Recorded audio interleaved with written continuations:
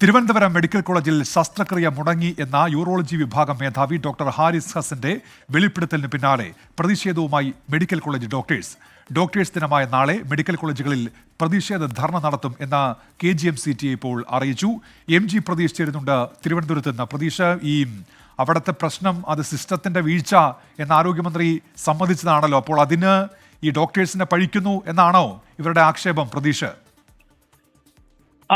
ഉന്മേഷ, അങ്ങനെ തന്നെ കാണേണ്ടി വരും. ഈ മെഡിക്കൽ കോളേജിലെ പ്രശ്നങ്ങളിൽ പലപ്പോഴും പഴി കേൾക്കേണ്ടത് അവിടുത്തെ ഡോക്ടർമാർ ആണ് എന്നുള്ളൊരു നിലപാടാണ് ഭൂരിപക്ഷം ഡോക്ടർമാർ പങ്കുവയ്ക്കുന്നത്. അതുകൊണ്ടാണ് അത്തരത്തിലൊരു പ്രതിഷേധം സംഘടിപ്പിക്കാൻ നിലവിൽ തീരുമാനമായിട്ടുള്ളത്. അതിന് പ്രേരണയായത് ഡോക്ടർ ഹാരിസിന്റെ പുതിയ വെളിപ്പെടുത്തൽ തന്നെയാണ്. ഡോക്ടേഴ്സ് ദിനമായ നാളെ മെഡിക്കൽ കോളേജുകളിൽ ഒരു പ്രതിഷേധ ധർണ സംഘടിപ്പിക്കാനാണ് KGMCTയുടെ തീരുമാനം.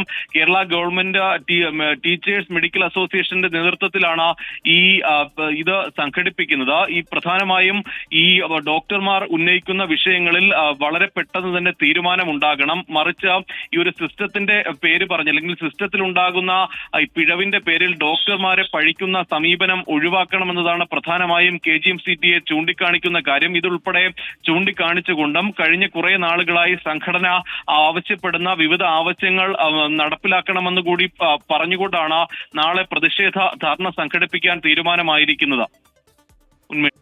ശരി, MG പ്രതീഷാണ് തിരുവനന്തപുരത്ത് നിന്ന് വിവരങ്ങൾ നൽകിയത്.